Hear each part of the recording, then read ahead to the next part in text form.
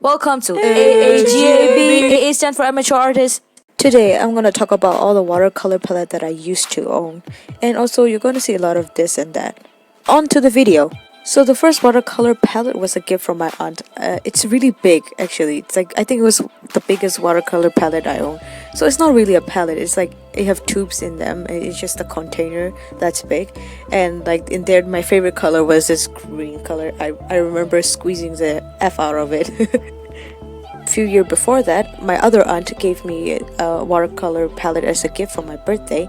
It's a plastic car with the worst brush you can have. It's the worst brush ever. Like every tiny children watercolor palette shouldn't have any of those worst horrible plastic brush. Why would you do that? That's bad. Who would? No, you can't do anything with that. Sorry for lashing out. It's just they are the worst brush ever.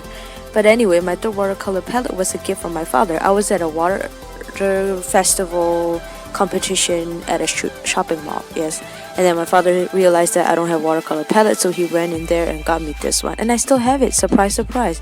They're chalky, they're not really good anymore, but still, it was a gift and it's precious. Now my fourth watercolor is actually not mine. It's not a gift. I stole it. I demand my cousin to give it to me as soon as I saw it in his hand.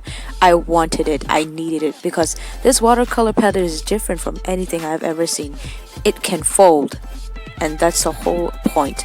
And that's why I wanted it. My cousin, being the generous one, ended up giving it to me. And so thank you so much, and please forgive me.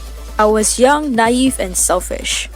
On to the fifth palette. This was a gift from my best friend and I still have it.